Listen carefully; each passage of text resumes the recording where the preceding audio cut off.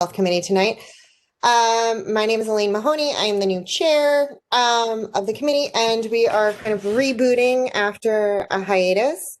So we wanted to use tonight to kind of set priorities and visions for the coming year. We'll start off by kind of going around and just introducing ourselves and saying a little bit about our background and what brings us to Health Committee and what we're interested in.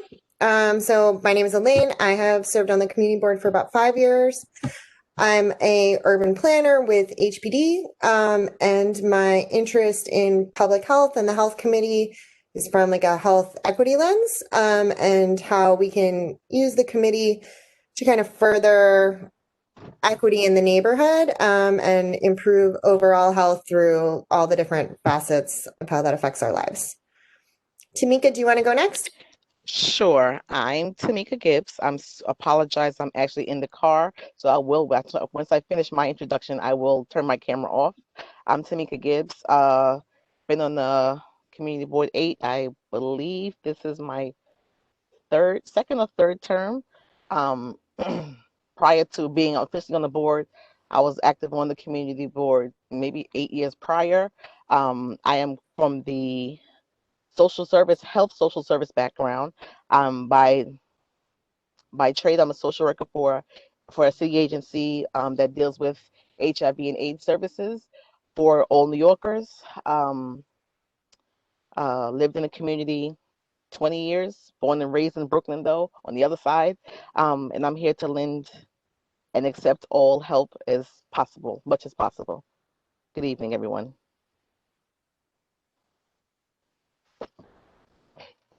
Thanks, Tamika. Thank you. Nyasha, would you like to go next? Hi, good evening, everyone. My name is Nyasha Carmichael. I'm a constituent of the district. I have, since the coronavirus, I've been trying to get more involved with my community and see where I can partake and be of assistance.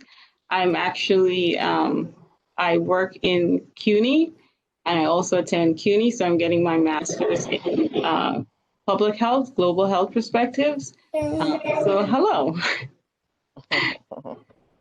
Thank you. That's great. Thank you so much, and congrats on getting your master's.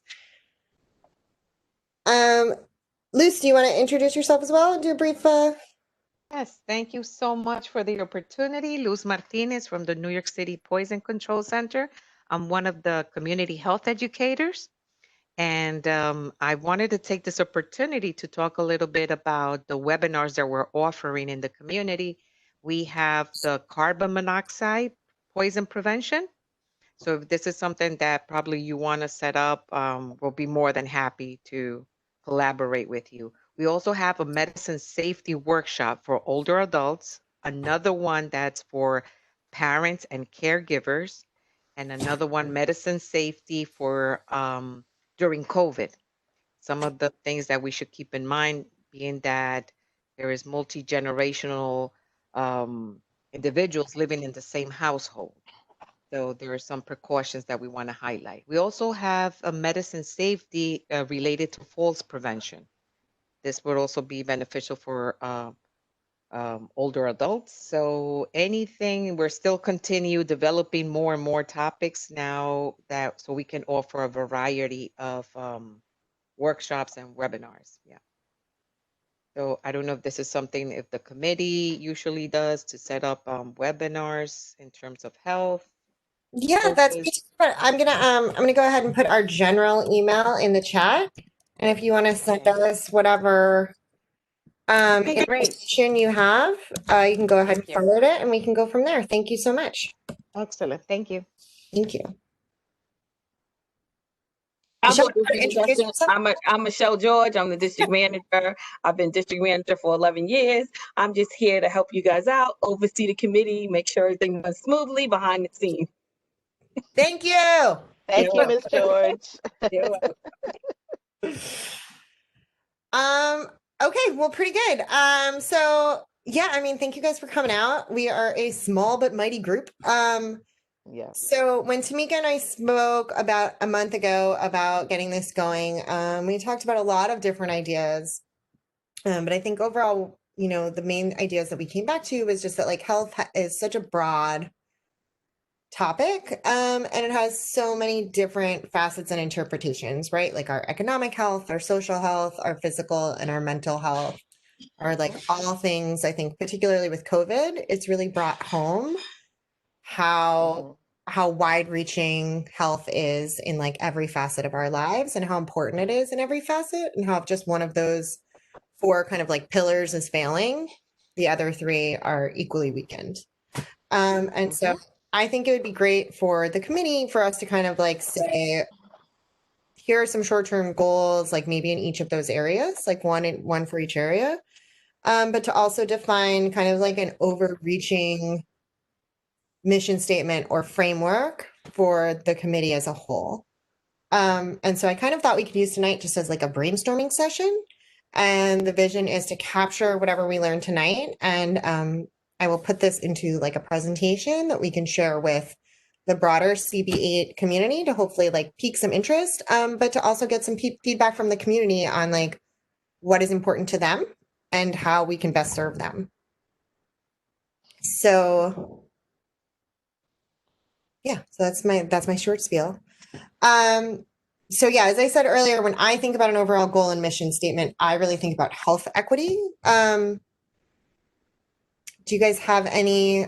I think my initial thoughts were to kind of look at the community and see like what our assets are, right? To do a brief inventory of health services and parks, and other strengths that we have in the community, and kind of figure out where our needs and shortcomings are on like a physical basis. And then to take a look at community wants, like based on any feedback that we get, and to also look at community board assets. That's where I'll rely on you, Michelle. I don't know what kind of like what our strengths are in that area, or how successful the previous health committee was at different agendas. Yeah. So Tamika's driving right now, so I'm going to turn to you, Nyasha, and ask you if like just straight brainstorming, like off the top of your head, what kind of work would you be interested in like seeing or doing with this committee? What do you see as like needs in the neighborhood? Well, I've lived in Brooklyn for a little less than 10 years. I am actually an immigrant from Guyana. And since I've been here and been in school, health has always been my passion. And I've noticed that within this community, like they consider health more on the aspect of what you eat, less on your mental and the emotional side. So I would love to be involved in some sort of project that reaches out and tries to branch that relationship with it's okay to consider your emotional health. So that's off the top of my head something that I've known. This semester with my class, I have worked on an advocacy project that not only supports the community or what we eat, but also supports the people who provide that for us. So for instance, farm workers, their labor, helps us in this community to have all the healthy food and everything that we have day and night, 24/7, all year round. But in America, they're like amongst the poorest workers. So I would love to work on something that helps reach out beyond the community to say that we want the best of what we're getting, but we also want it to come from somewhere that we know we support.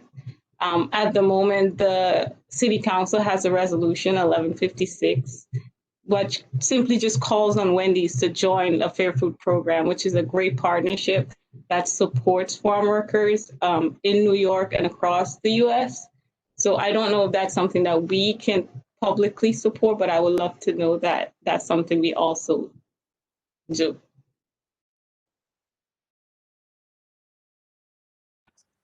I love that. That sounds really interesting. I'm not familiar with the resolution. If you can share it with the board, I think that would be great. And we could definitely talk more about what formal support looks like. Yes, I will have a brief and outline. I will definitely share that with everyone. That's great. Great. That sounds perfect. Thank you so much. She brings up a really good point. Yeah, when we think of health, we think of what we eat, we think of exercise, we really don't think of mental health. And the COVID-19 pandemic has definitely taught us that we have to look out for our mental health as well. So there are resources. I don't know how it will work virtually, but I mean, they have Thrive New York, Thrive NYC. It's the First Lady's, baby. So we can definitely get folks to come and do some sort of presentation from Thrive. And there's other organizations that will help us understand our mental health. So yeah, that's definitely something we could look into and put it on one of our agenda items. Yeah, those are really good ideas. And yeah, Thrive is an awesome program.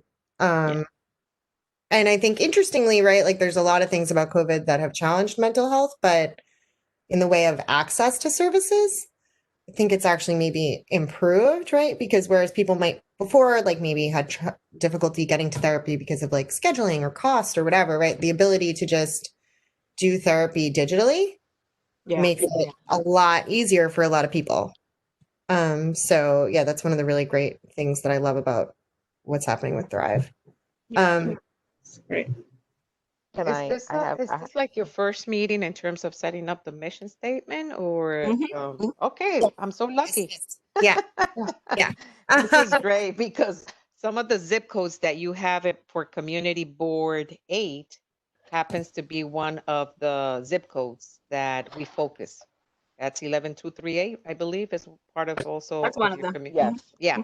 So that's on a radar, that zip code, because that's where we don't get calls from the, reaching out to our helpline, the Poison Center. So that's how we basically operate. It's a very important zip code for us in terms of outreach. So I'm happy to be part of this group. And that another interesting thing is that many other organizations are basically trying to obtain the same goals that I'm hearing from all of you today.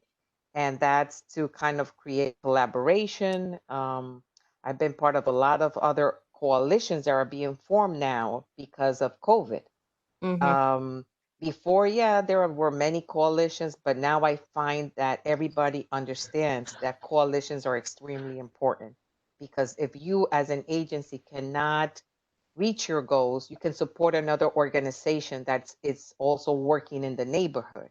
So let's say if there's someone like health worker out in the neighborhood giving out flyers about COVID or any other topic related to health, as any other agency might not be out in the community, but we can support them in terms of giving them information or giveaways or any other kind of support that could be out there. So I'm happy that I'm hearing the same need from every community. Also, I know, excuse me, I know also in the past, the actual health committee has all, as stated before, has always concerned about what we eat. I think for a long-term and an ongoing goal is mental health because not only due to COVID, but approaching the time of year that we're approaching right now, the holidays, it's a major spike in depression. Also depression behind the kids being home from school. It's just a multitude of facets of situations that's going to compound, and that's a short-term and a long-term goal is the strictly mental health of New Yorkers and all of that encompassed because like someone said earlier, we do have multi-generational households. Some of those households have lost those older individuals. That has impacted the younger generation. So it's literally a broad spectrum of and that's not even just due to COVID. It's just in general. And a lot of times we don't talk about the mental health. So I think one of the ongoing goals and missions of the health committee is mental health. Because I don't remember that being a major focal point in previous health committee, even presentations. No, it wasn't. You're absolutely right. Yeah. And anxiety is real. I have an aunt that I care for. My aunt, 79 years old. She lives in North Carolina. I'm her caregiver. She's in a nursing home. And I got a call today that she has COVID. I've been anxious all day. Like, oh my gosh, that's the worst thing that could happen to her. I know it was a Exactly. spike in the nursing home, but oh my goodness, like I have butterflies in my stomach all day. Like she's too weak, and I'm praying. I reached out to all my friends, like pray for my aunt that she Oh, yeah. makes it through this. Like if she's gonna pass away, I want her to pass away from natural causes, not from COVID. Not You exactly. know, So so that anxiety that I've had all day is real. You know, and that's and you're in the yeah, adult. Can you imagine what the kids are going home, yeah, dealing yeah, with? Like yeah. I'm just going on this my own personal experiences. Due to COVID, I've buried two family members in 1 month, and my daughter and my nephew asked for my father-in-law yesterday. Like still to this day, they miss him. So these are just things that are just going through kids. And again, like I stated before, I work for the Department of Social Services. We do a lot of outreach with a lot of community-based organizations who do a lot of uh, mental health and uh, a lot of mental health outreach as well as treatment for because now people who didn't have any issues before they having I had anxiety for about 4 months. I wouldn't leave my house. Just going to get my mail was a situation for me. So I totally understand, but imagine it to the whole household, the whole Yeah. family. Mhm. And it's gonna happen. And like I said, normally during the holidays is always rough because it's always bring up memories, whether good or bad. Just being in New York for the holidays this year is going to be hard on everybody, whether you lost someone or not, just because of COVID. So I Mhm. mean, I think that needs to be a very strong focal point, and just to get the community to know there are services available. Like someone said, Thrive New York City, they do a lot of telehealth. Telehealth as far as therapy sessions. I have quite a few friends who have therapy via the phone. It's available. It's free services. Yeah, Please utilize them. man. I'm really sorry to hear about your Aunt Michelle. I hope Yes. Thank you. she has a quick recovery. Ooh, Yeah, yeah, Breathe. Everybody breathe. Whew. yeah. yes. Breathe. I'm, Everyone breathe. yeah.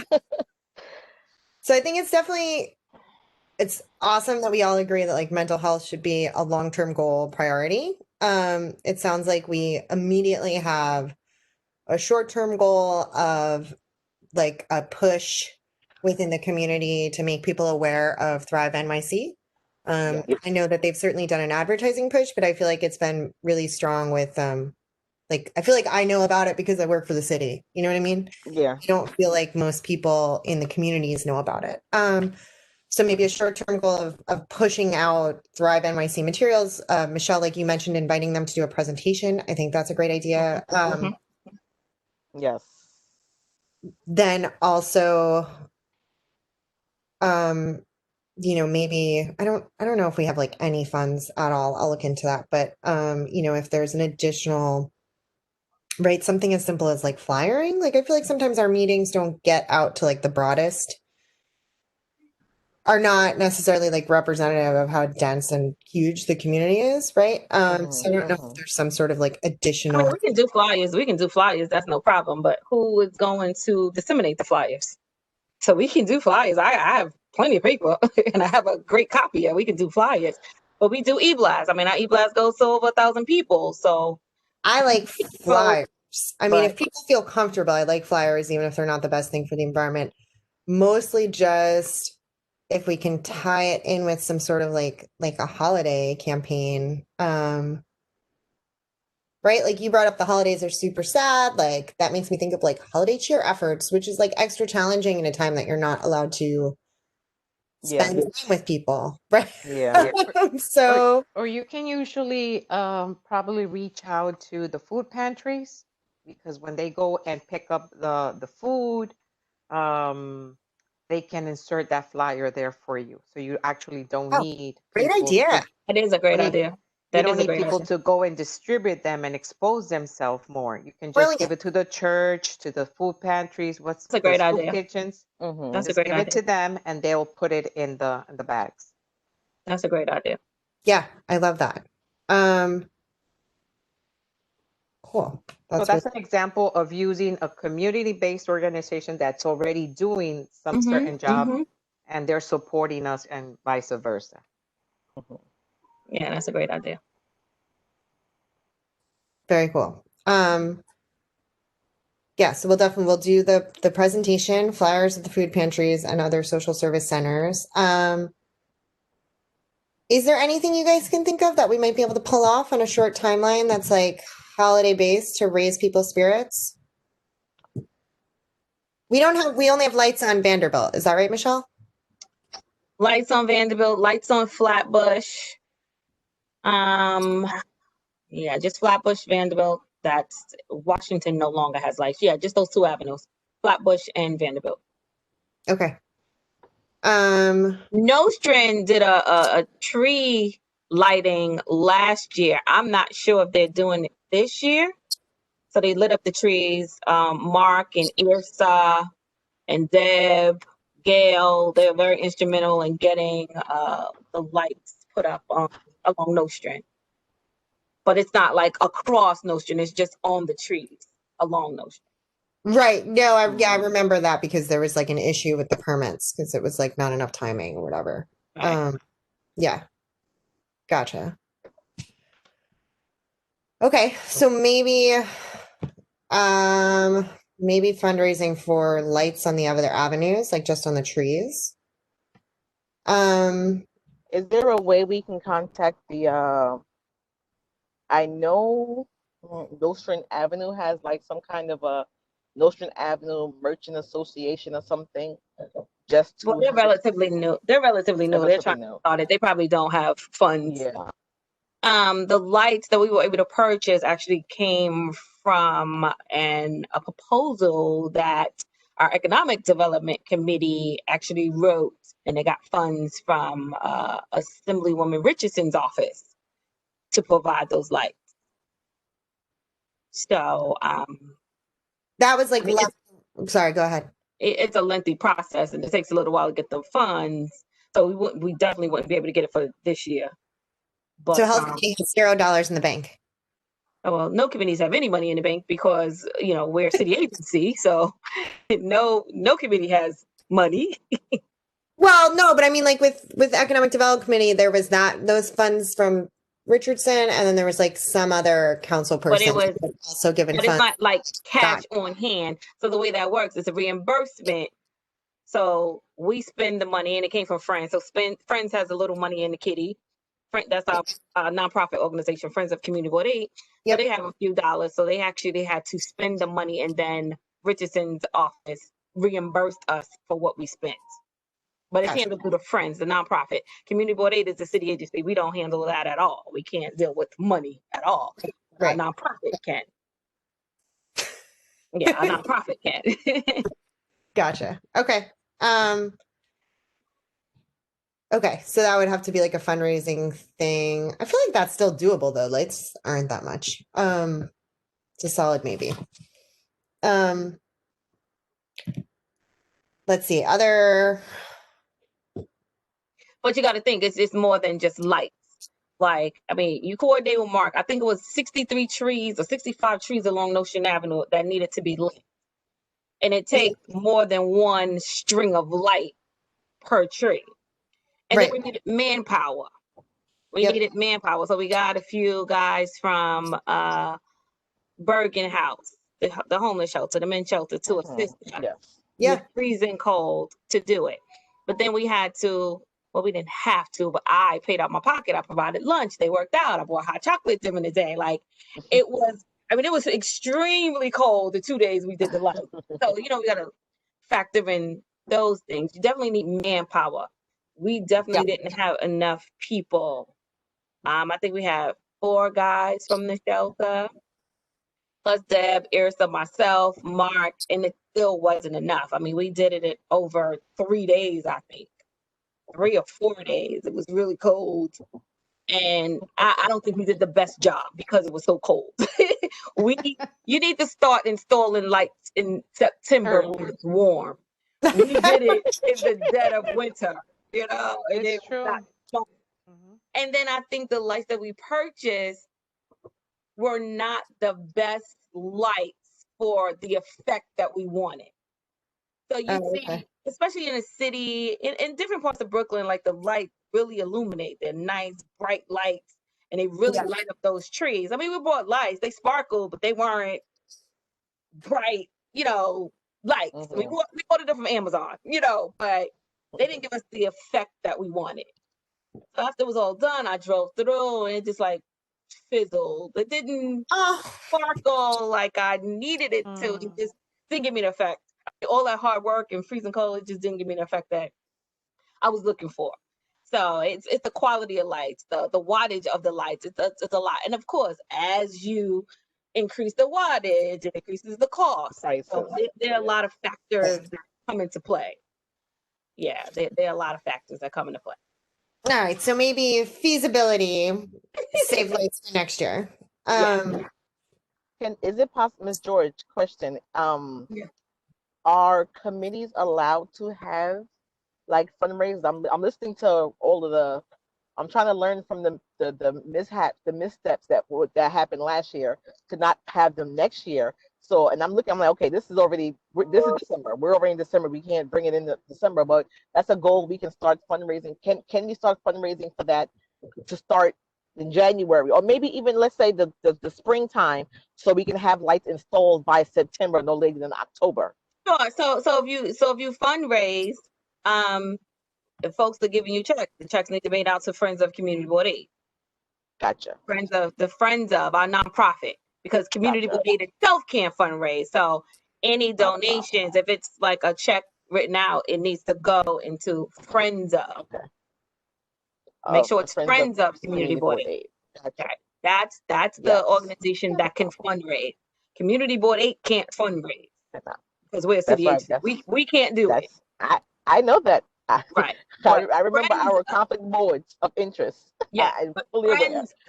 friends of can fundraise, Okay. and whatever you guys, whatever goes into the account, we have the account. We have a treasurer, myself, and Pius. We're all on the account, so one person can't go into the bank to get the funds, but we'll make sure you guys get all of the money that you guys fundraise for.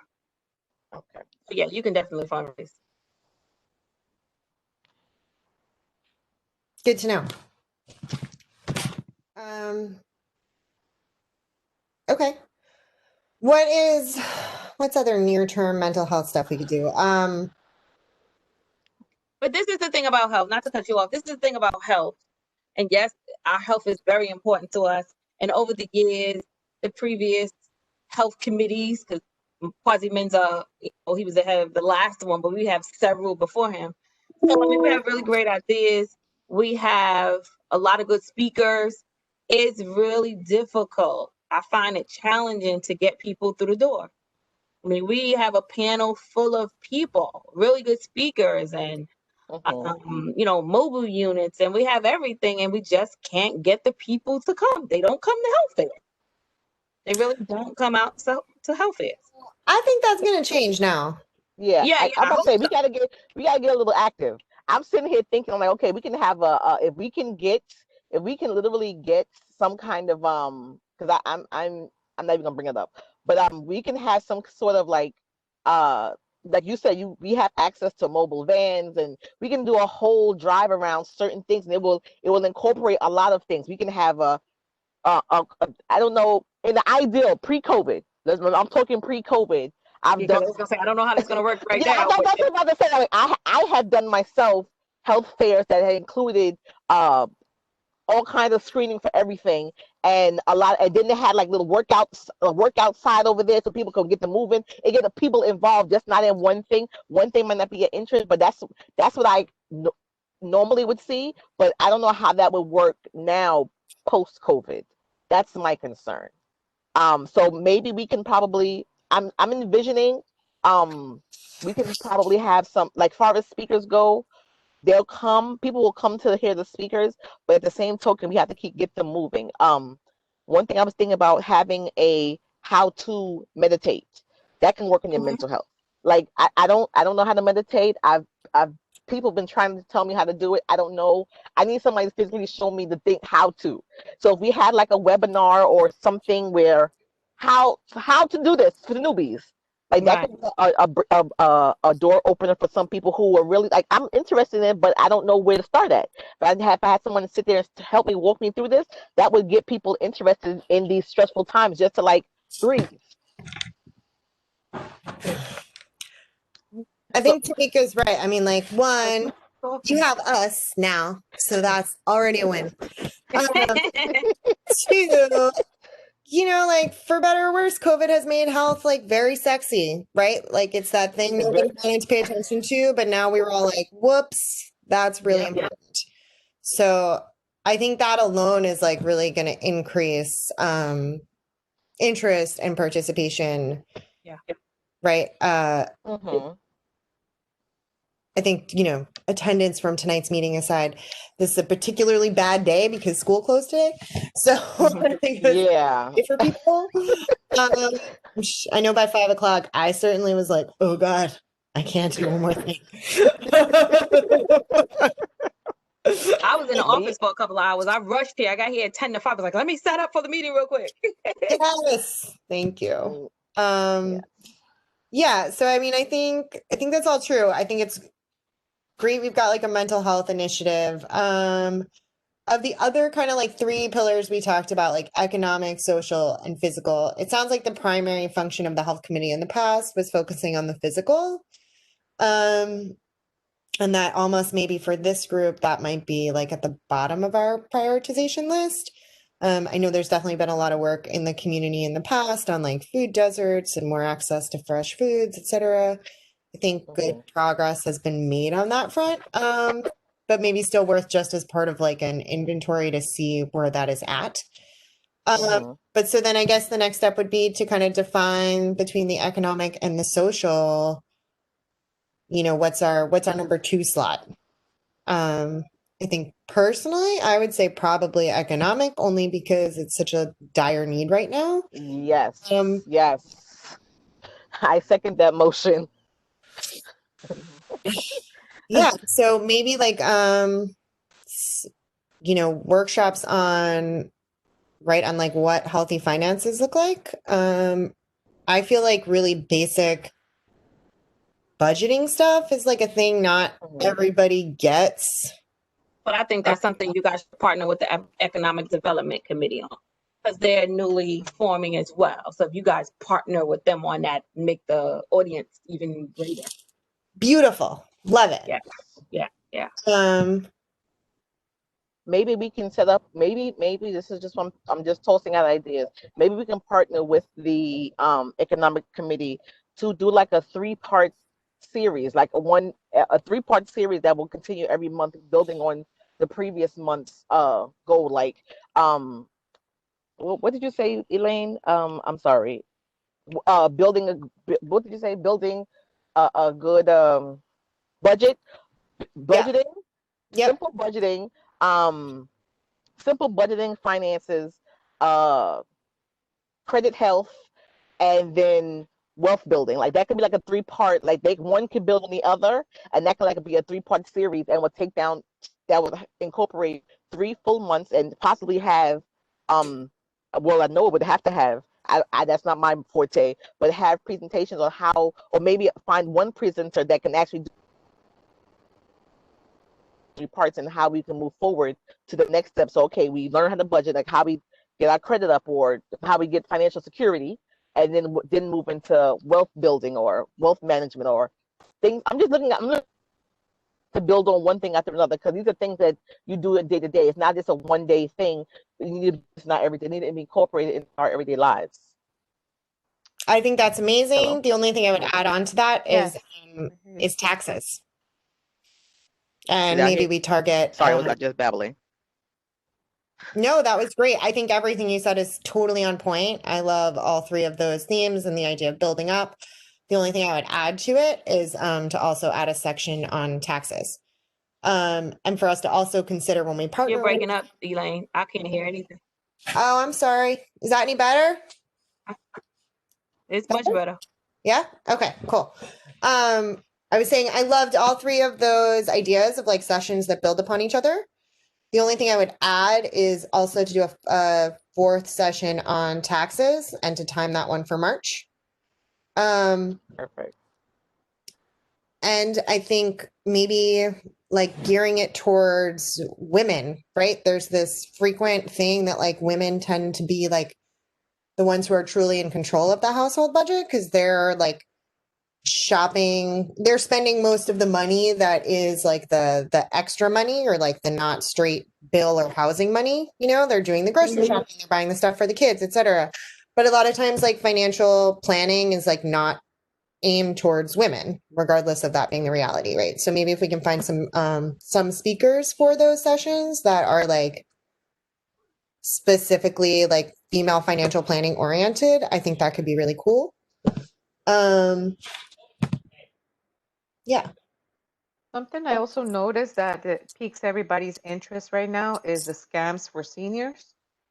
And that this thing with the phone is always, you get those phone calls at home and the cell phone. So they could be very intimidating, not just for seniors, for anyone. So Yeah. it's something that a theme that I'm noticing in a lot of other communities. And that's definitely true. Yeah. Back to my aunt again. I have her house phone in North Carolina transferred to my cell phone, so I get all her calls. And you'll be so amazed how many people prey on seniors. The calls that she gets are It's not the calls that incredible. I get. Oh yeah, it's ridiculous. It's ridiculous how many scam calls she gets. It's so crazy. I'm like, they must have a database with 65 and older folks that they're targeting. My aunt goes through the same thing. And It's so ridiculous. we share a line, and I've noted one scam call at least an hour for this week only. So Mhm. it's really hard because she's always like, what do they mean? I'm like, ignore it. Like, you don't know the number, leave it alone. No, no, no, they said my name. I'm like, no, they didn't. Yep. They just said something like, don't do that. So it's really hard for her to process it. And it's even harder for me to try to break it down to her because she's like, well, how do they get my number all the time? I'm like, Then they confuse the seniors. They confuse them with Yeah, information. exactly. And that's the whole purpose of them calling, but they're easily confused. Because we've been getting a lot of, especially during the summer, a lot of police organizations or wannabe police organizations. So they use the word benevolent, and Mhm. seniors was like, oh, I'm going to help the police. I want to help the police. And it's You're not not true. really helping the police, your local police. And I got all those calls all summer. I'm like, no, we're okay. Thank you very much. No, thank you very much. It's sad. It's really sad that they're preying on seniors. It really is.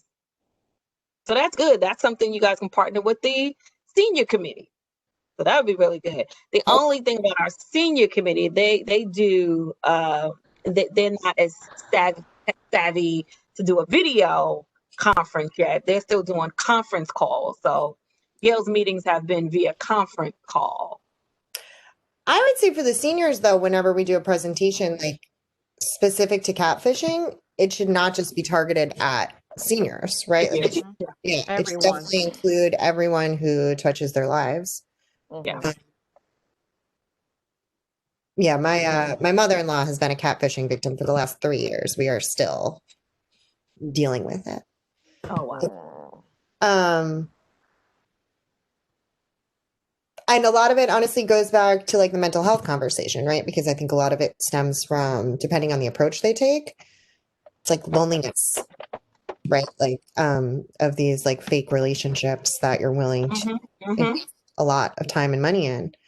So yeah, I love this idea of partnering with the senior committee for that. So maybe we can target that for like, that'll be like late spring, early summer, like May, June. Mm-hmm. Pretty good. So the mental health you're looking at for May? I mean, for January? Yes, I Or think mental health we'll do Jan. We'll actually just go ahead and keep like the office integration for affairs for December. Jan will focus on mental health. We'll also try to make our December activities so Jan will do like the Thrive presentation. But for December activities, we'll distribute those flyers like we discussed. And then February, March, April, we can have be like financial planning stuff. And then May, June, senior awareness catfishing outreach. Okay. And I feel like that covers social. We did it, you guys. We did it in 45 minutes. Yes. Oh my God. Nailed it. If we So, can Ms. get, Martinez, if you can just email us the information from the poison control, anything that you have, your contact, flyers, any webinars, and I'll be sure to share it with Elaine. Thank you so much. I'll be sending that information out to the email that was on the chat. Thank you.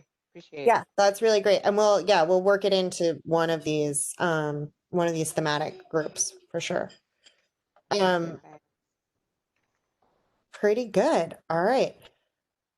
What like official postings can we offer Nyasha here to keep her on our board permanently? Michelle, that's a I'm question. not going anywhere. I'll be here. I'm a part of this now.